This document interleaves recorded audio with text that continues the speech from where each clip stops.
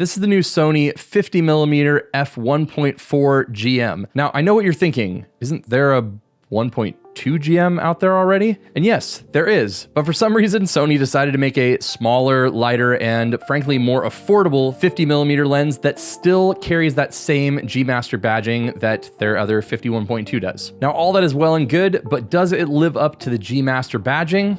Let's find out.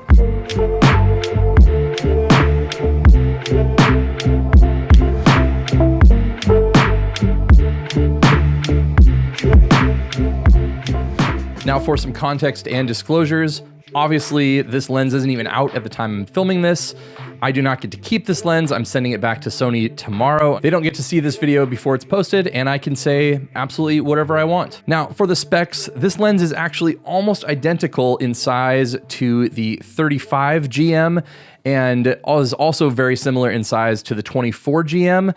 So I really, really love that you might be able to have a kit that had a 24 GM, a 35 GM, and a 50 GM, all within a relatively similar form factor, size, all that kind of stuff. It comes in at 516 grams, which is significantly lighter than the 1.2 GM, obviously, and is also significantly lighter than the new Sigma 1.4 DGDN art lens. It has 14 elements in 11 groups. It has the same really nice clicked aperture that you can also declick. A new feature that it has over some of the other lenses that I have and have used from Sony is that it has an iris lock. Now that doesn't mean it's going to lock it to, let's say, 1.4, but it does mean that if you want to control it with the camera body, you are going to be able to click that iris lock, and then it's just not going to be able to move all your aperture stuff. But if you did click that iris lock when it's, let's say, on 1.4, you can still move it. It obviously has an AF/MF switch as well as 2 of the custom buttons. It has a 67mm filter thread, which gives you a decent idea of how small the lens is. It also has 2 of the XA extreme spherical elements, as well as basically every other bit of tech that Sony puts into all their stuff, between the extra low dispersion elements, the nano AR2 coating, basically to help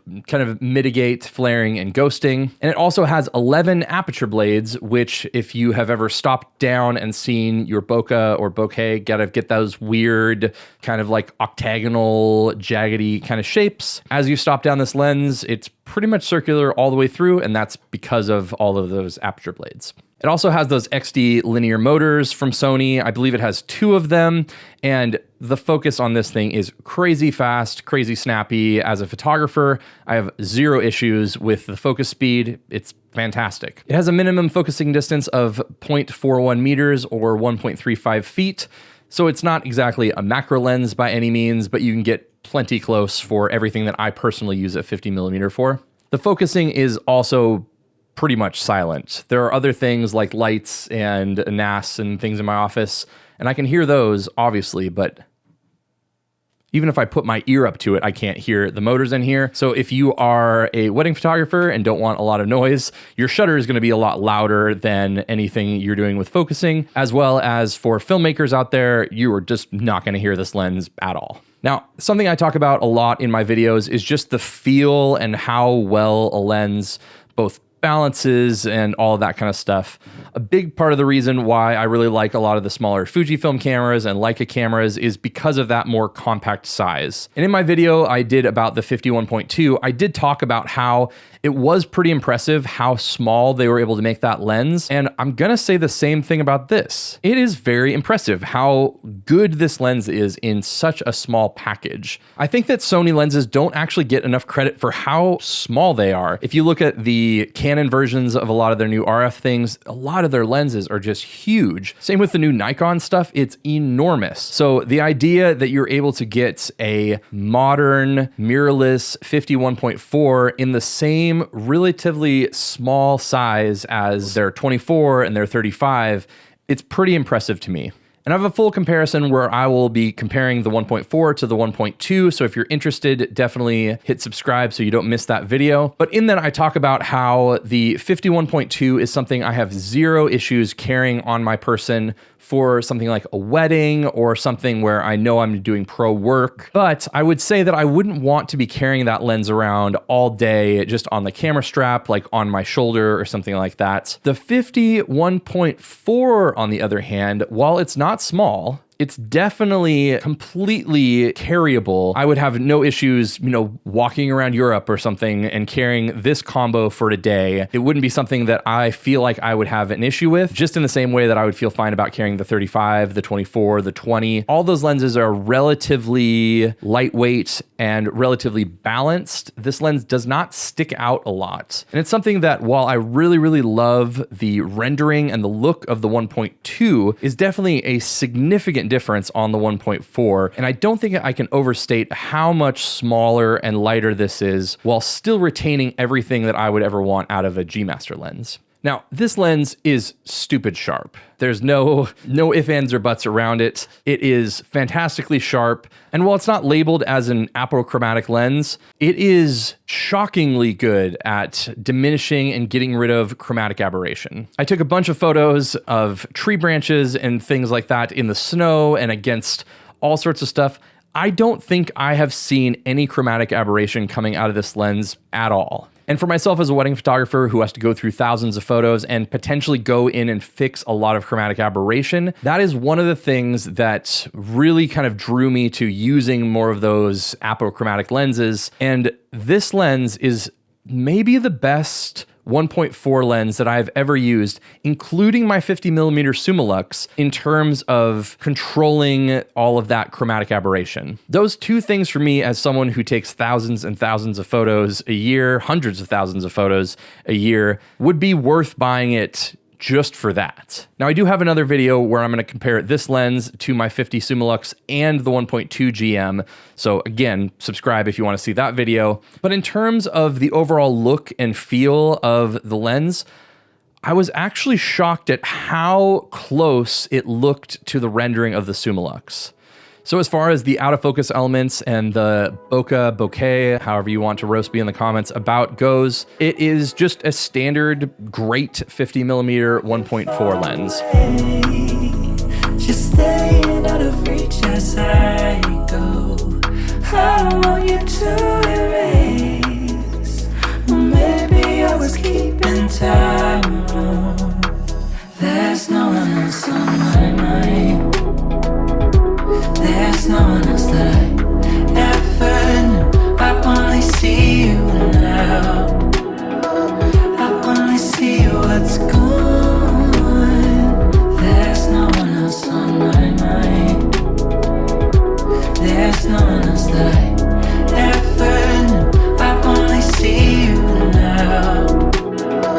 I only see what's gone so soon. Wake up with my love.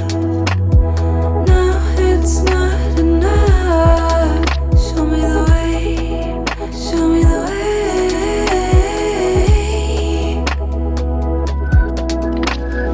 Tender to the touch. So much left to say. Show me the way. Show me the way. There's no one else on my mind. There's no one else that I ever knew. I only see you now. I only see what's gone. There's no one else on my mind. There's no one else that I ever knew. I only see you now. I only see what's gone so soon.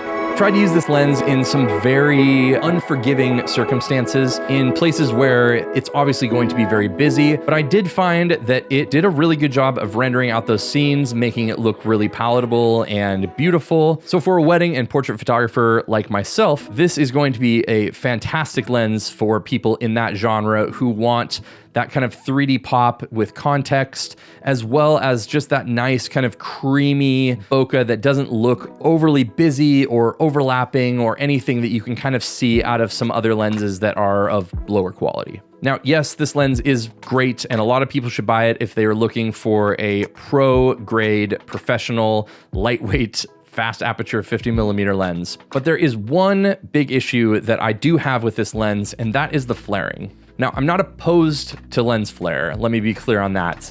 There are things that I like about my 50 Summilux.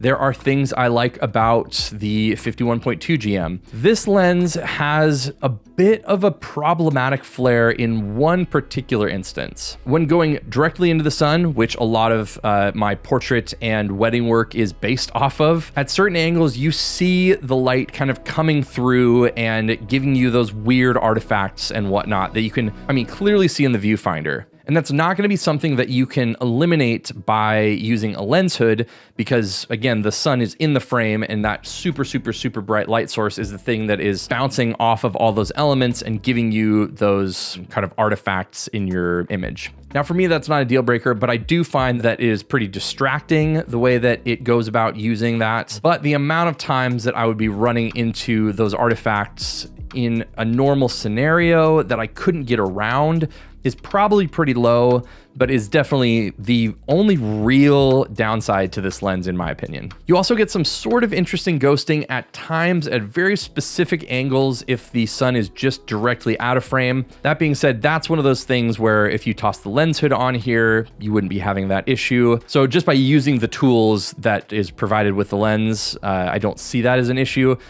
Real quick editor's note here. Obviously, this lens has some cat's eye bokeh.